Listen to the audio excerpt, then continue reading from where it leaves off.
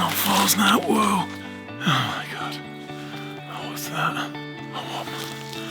I think I've found it. I think I've found it. And it's one of the most magnificent trees I've ever seen.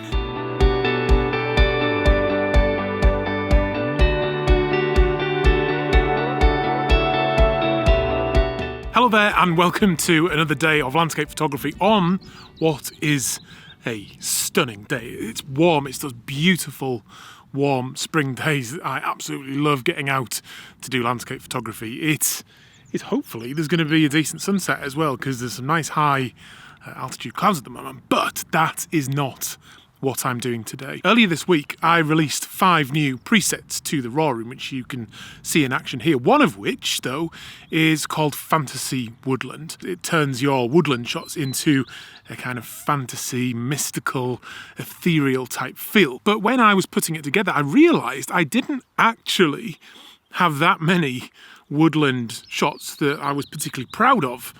And I'm not really sure why that was, but I guess it doesn't matter. It's probably just not something I naturally gravitate towards. But I do want to solve that. And today I have come up with a little mission that's been facilitated by a great resource that I have discovered very recently. Another reason I might not have that many great woodland photographs is it's just not that easy, particularly finding a great tree in a great location that you actually want to photograph. That requires time, which many of us are not blessed with, and it also requires quite a lot of the time getting off the beaten track. Now, not everyone can do that, and that includes people like me, because I go out with my children quite a lot, and as soon as you go off the beaten track, you're just not covering enough ground in the time to actually find those trees. So that's one of the reasons it's very difficult, and that's what's led me to make this discovery. So doing a little bit of research online, I came across the Woodland Trust website. You may have seen it before, but on there is now a tree search feature.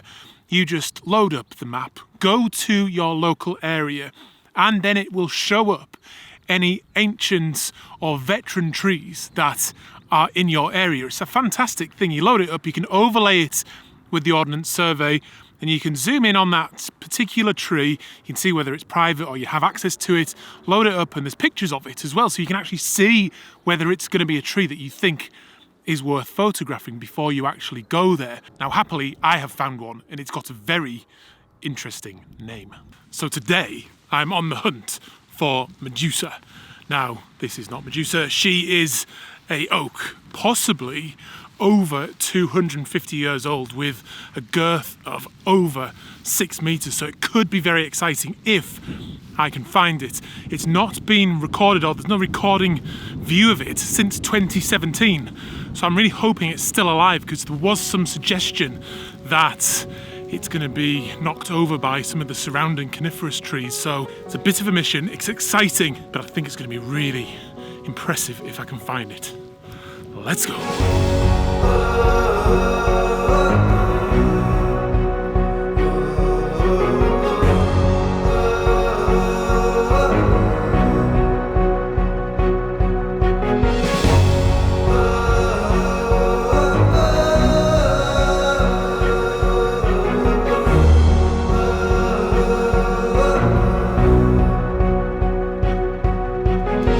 One of the reasons sightings of this tree are not recorded, and there's barely any photographs of it, is it's so isolated.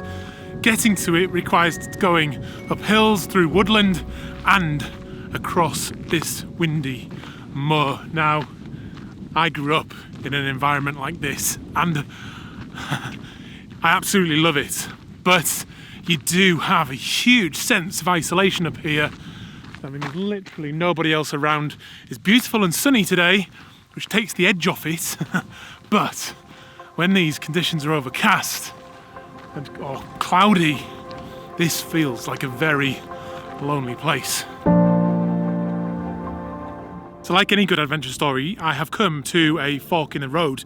I'm not quite sure what to do, because if we look over my shoulder here, there are signs of logging. I think that the tree we're looking for is possibly one of those two there. They won't have cut it down because it's protected, but it may not be in a wood anymore. It may just be isolated, which I guess doesn't bode well for the tree. It's so old, being so exposed. I can either go down this path, kind of into the woods, or I can kind of follow the ridge around the top and then cut down. So I'm not quite sure what to do because I'm not entirely sure where the tree is. There is GPS coordinates, but when I look towards where the GPS is taking me, there are no trees. So I think I'll probably take the high ground so I can look down and try and find it. At least I hope that's going to be the right thing to do. It's not easy knowing what the right thing to do is at the moment, is it? Not at all.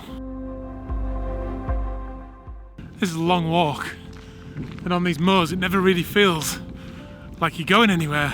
You do kind of get into a bit of a trance-like state though. The sound of your breath, the sound of your feet marching along, and it actually becomes quite nice, and it just, I don't know, with the increased sort of heart rate and exercise, it gets the brain just firing on all cylinders, and I always seem to come up with some creative idea when I'm doing this kind of thing, particularly if I'm on my own and there's that little niggling feeling of loneliness. Oh, it's hot as well. Really hot. Whew. Yes.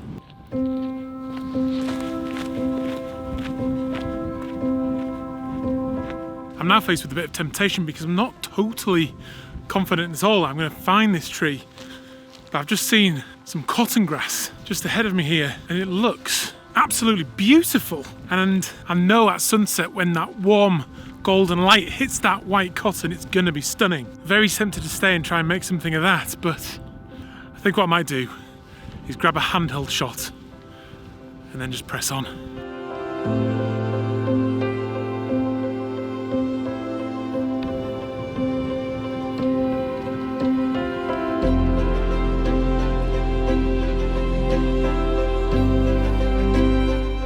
Right, I've arrived in the woods to where Woodland Trust GPS coordinates have taken me, and I cannot see it. I think it's up that bank somewhere there.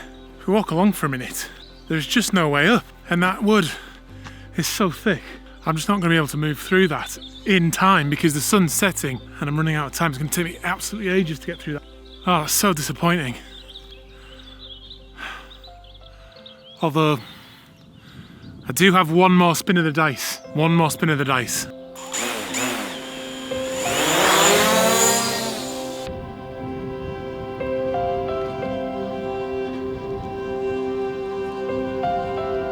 I can't believe this. I couldn't even find it on the drone. I did just ask a girl riding past on a horse though if she'd heard of it. And she said she might have done, and it might be a bit further along. It's nowhere near where the GPS coordinates say though. Oh, come on. I don't have long left, maybe about half an hour. Oh, this has to work, or this video doesn't work. I'm getting much deeper into the woods now. This is kind of looking a bit more likely. The light, just look at the light up there. That's looking absolutely incredible. It's all thick coniferous though. I can hear a cuckoo. I'm just going to keep on looking. Don't know why I'm whispering. This must be it.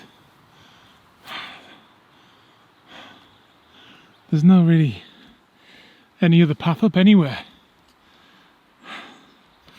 Right, let's give it a go. It's pretty steep. This bag wants to pull me back down the hill as well. Man, that's not it, I don't think, but that is seriously impressive. Let's go through here and up.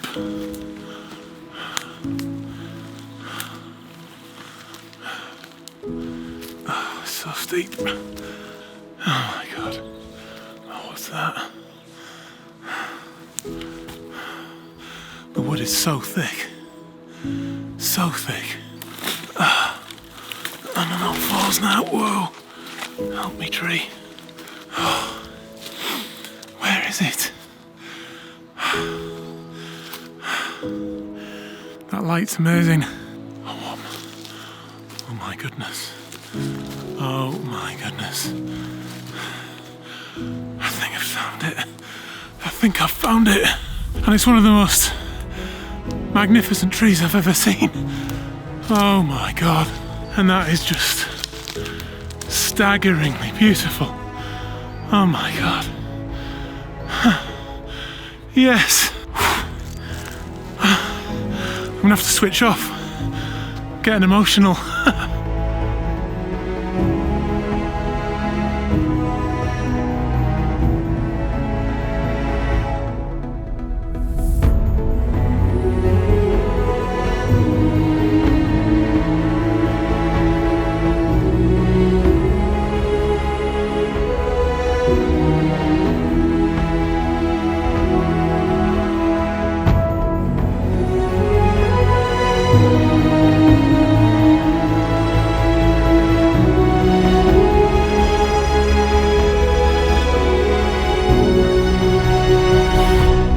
So the light is just absolutely beautiful now. This tree, it's just the most astonishing tree I've ever seen by some distance. I just don't have the superlatives for it.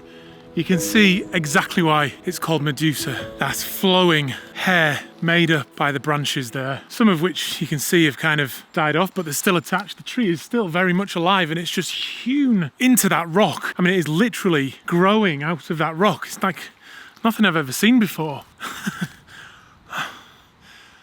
It's been a challenge to get here, but rich reward. And the fact that I've got completely blue skies above me is pretty much working for me, because the light coming through the trees in front of me here, behind you, catching the leaves. And it's just looking absolutely fantastic. It may cause some difficulty with contrast, but if I can get the exposure right, I should be able to bump the shadows and bring the highlights just to make it just into something really, really special. Composition-wise, I don't have many options because I'm on this really steep bank. I want to get that rock in there. I want to get the main trunk coming out of the rock and then some of the leaves making up the rest of the composition, as you can see here. If I move around a bit, it's not going to work. These branches, I don't particularly want them in there because they're dead. And I want to show this tree being fully alive. It's just amazing. It's absolutely amazing. Right, I've already taken a few because I'm just going to keep on firing to get the very best of the light. Really close to sunset now. You can see the warm light coming through. I may lose that at some point because the trees are really thick. I've probably got about 5 more minutes. I mean, I've got light coming through in all different places, hitting bits of that branch. Oh, I've got the camera up as high as it'll go because the tree is actually probably a couple of meters above me. Could get a little bit closer, could go a bit wider. Might try that in a minute. But I also want to try something a little bit closer in as well. But the light's just getting better all the time. Right, I think I'm going to move the tripod and try and do something a little bit more intimate, because the way that rock, or the trunk of that tree is coming out of that rock, is just stunning. And I think that'll make a really nice fine art type imagery. Let's do that. But take a look at this first.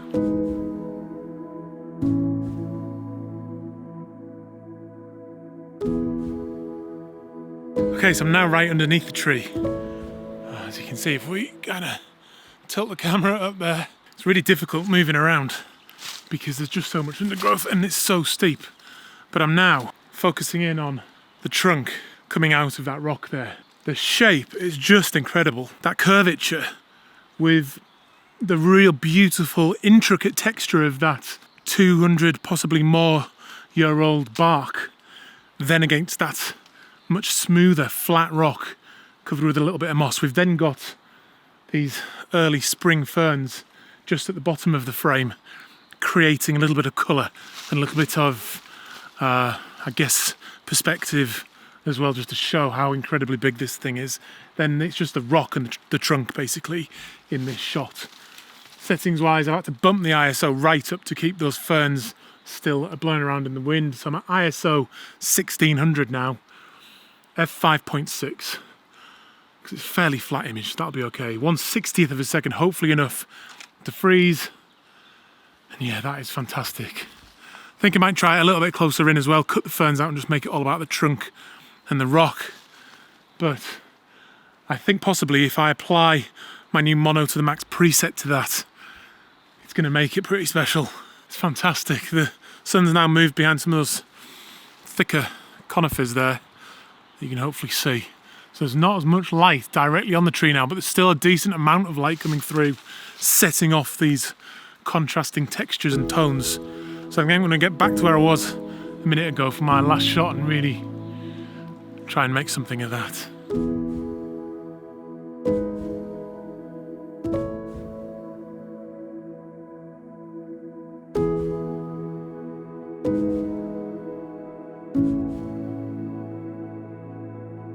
The highlights that were hitting this side of the branches with the leaves on, because the sun's now moved round a bit, that's gone into a bit more shadow, and it's actually working really nicely, because then, if you can see, there's just a few specks of light dotting through all the way on the rock, on the branches, and a little bit on the leaves, and it's just a really nice light without highlights that are too intense.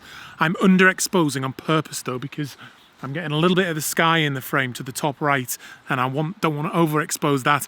I feel like it's going to have a sort of dark, mystical feel anyway, so underexposing on purpose is going to work okay, but I still think I'll get enough detail in all these shadows. I've bracketed a couple just to be safe, but I don't think I'm going to need that. Let's go for another one, because the light's changing all the time. I'm also at f4, because there's quite a lot of detail through that archway there in the background, and if I can use that shallower depth of field just to reduce the sharpness on that distant background a little bit, then that will improve the image. I've checked it. It's still this tree, all the bits that are supposed to be in focus are still in focus, because it's quite a wide angle. What am I at? Oh, I can't even see. About 28mm roughly. Let's have a look. I mean, it's just fantastic. It's going to need a little bit of editing, but my goodness, it's so impressive. And the light is just incredible. And that tree, one more shot. That tree. I'm sorry if I seem like an idiot, but after all the effort, I'm very excited. Just me and this 200 or 300-year-old tree. You're not supposed to look at Medusa, are you? But there's a lot of stone there already, so I think I'm going to be safe. So I'll show you that image in a minute, and I think it's going to be the best one of the day. Before we go though, do make sure you check out the new 2020 preset pack. 5 presets, 3 of them or 4 of them are going to work really well in conditions where the light is far from perfect. You've got Woodland Fantasy, which I'm going to be using for this one, Mono to the max, which I love as well. And please do check them out. They are all included with a Raw Room subscription. So go to the link down below, check out the Raw Room. You can get a 7-day free trial. You get instant access to the presets. So I'd love it if you were to check it out. But what a day, what an adventure. It's been a journey, it's been fun. And I'll see you on another one very, very soon.